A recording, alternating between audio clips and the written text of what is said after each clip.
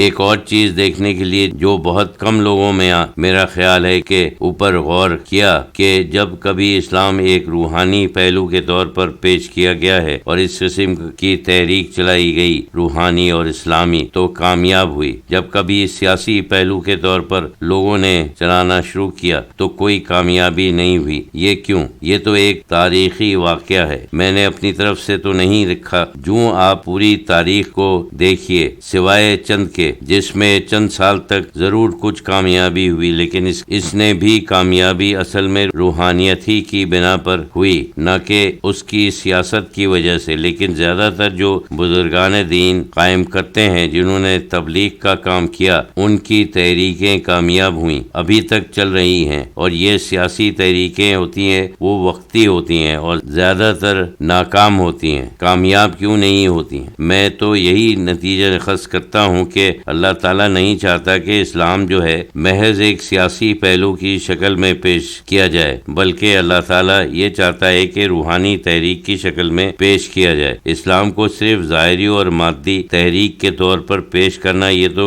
ناکامی کا باعث ہے، کیونکہ رسول اکرم صلی اللہ علیہ وسلم آپ تو نبی تھے۔ نبی وہ شخص ہے جس کا براہ راست اللہ کے ساتھ واسطہ ہو، کہ جس کو پیغام اللہ خود دیتا ہے، جو اللہ کے ساتھ گفتگو کرتا ہے، یعنی اللہ کے ساتھ جس کو انس حاصل ہو وہ نبی ہوتا ہے۔ کہ یہ تو ایک روحانی چیز ہے، وہی جو ہے ایک خاص روحانی چیز ہے۔ قرآن روحانیت نبی کا ایک مظہر ہے، وہ روحانیت کے ذریعے سے ایک پراسرار طریقے سے جو آپ تک کوئی بیان ہی نہیں کر سکا اور نہ کوئی کر سکے گا، کیونکہ وہ صرف نبی اور اللہ کے درمیان میں ایک چیز ہے اور کوئی اس میں شریک نہیں ہے۔ کوئی نہیں بتا سکا آج تک کہ وہی کیا ہے اور وہ کس طریقے سے، سوائے اس کے کہ کچھ احادیث میں بیان کیا گیا ہے جو بہت کم ہے، لیکن اس کی پوری نوعیت کو اور تشریح کوئی نہیں کر سکا، کیونکہ کسی نے تجربہ ہی نہیں کیا، مشاہدہ ہی نہیں کیا، صرف رسول اکرم صلی اللہ علیہ وسلم نے جانا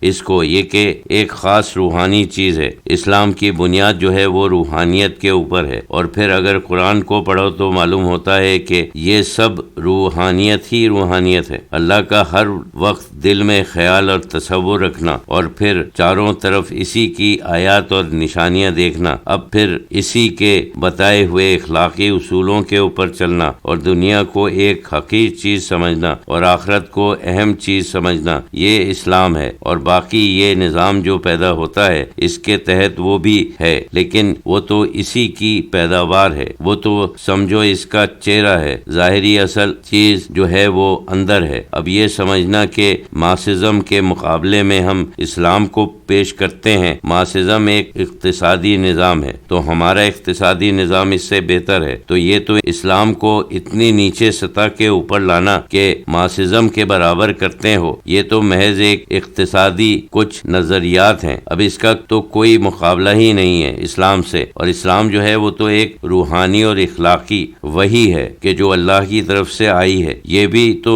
چند ترکیبیں ہیں، اب اس میں قیادت کی قیامت تک بحث ہو سکتی ہے، ترکیبیں ہزاروں ہوتی ہیں، یہ تو محض مادی چیزیں ہیں۔ مطلب یہ ہے کہ اسلام کو محض ایک ظاہری نظام نہ سمجھنا چاہیے، ایک باطن نظام پہلے ہے، باطن نظام ٹھیک ہو جائے ظاہری نظام خود بخود ٹھیک ہو جاتا ہے۔ اب خلفائے راشدین کا زمانہ آپ دیکھیے تو انہوں نے کوئی نظام اپنے ذہن میں سوچا یا کوئی پلان کیا یا کانسٹیٹیوشن بنایا یا کوئی آئین یا کوئی اسمبلی، کچھ بھی نہیں تھا، لیکن کیونکہ زیادہ تر اس زمانے کے لوگ ان کی نیتیں صاف تھیں، اور پھر وہ وفد تھے اللہ اور رسول اکرم صلی اللہ علیہ وسلم کے لیے، اور قرآن کے ایک ایک لفظ کے اوپر ان کا یہ جذبہ تھا کہ ہم اس کے اوپر عمل کریں، تو اسی طریقے سے نظام تو بہترین نظام ہو جائے گا۔ یہ تو نہیں سوائے اس کے کہ چند گورنر اور چند قاضی ادھر ادھر مقرر ہوئے تھے، کے علاوہ کچھ بھی نہیں تھا۔ یہ تھا کہ جو شریعت کے احکام تھے وہ بھی جو